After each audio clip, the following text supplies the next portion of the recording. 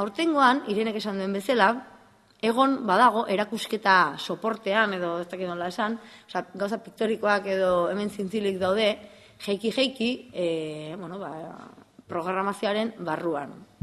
Beraz guk, esan genuen, hori horret dagoelarik, aurrez aurre, izugarrizko edukina dauka kontestu horren barruan. Izan ere, aipatu duen bezala, Irenek aipatu duen bezala, inauteria zer da? Transvestismoa, transgresioa, itxuraldatzea, jokatzea, antzerkia, misterioa, gauza asko dira, eta hori adierazten dugu baita ere beste erabatetaran. Otsailaren 23, 24 eta 25ean ekitaldi desberdinak emango dira kontestu honen barruan, erakusketa honen barruan, beste zerbait edo landuz. Izan ere, badakizue, aurtengoan inauteriak martxoak 8 dela, asteartean martxoak 8 egokitzen da, eta uztartu egin ditugu, berdintasunaren ikuspegitikan emakumearen aldeko aldarrikapena, eta beste alde batetik ere, inauterietan bizi izan dugu gara. Pixka bat da, hitzaldiak, tailerrak, arlo askoz ere ludikoago bat, eta honela, eta 23an, atxaldeko 6etan, hitzaldi bat egongo da. Emakumeak Tolosako inauterietan mozorroa jantzi genuenekoa. Beste alde batetik aipatu, hori segietan baldin bada, 8etan antzerki bat egongo dela, Las Munkis tamien lloran. 24ari dagokionean, badago mai inguru bat, performance bat egongo da, eta baita ere emango da mai inguru bat, eta gai hauen inguruan desente edo asko dakiten batzuekin, besteak beste Joseba, orain Iturrioz egongo delarik.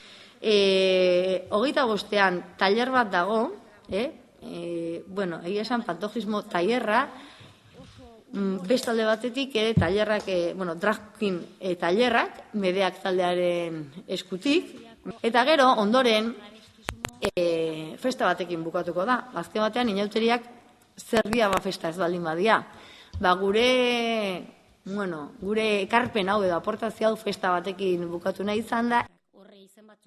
Aurrez aurreari jarraipen bat eman behar genion, eta egia esan, Irene izan zen, etorri zitzaidan esanez, zuk lantzen dituzun gai hauek, eta zergatik ez dugu egiten horrelako uztarpen bat, eta animatu eta planteatu horrelako egitarau bat, ez? Batetik esatea, aurrez aurre, transgresioak, generoa, performance eta travestismoa, dala egun feminismo gaietan puntako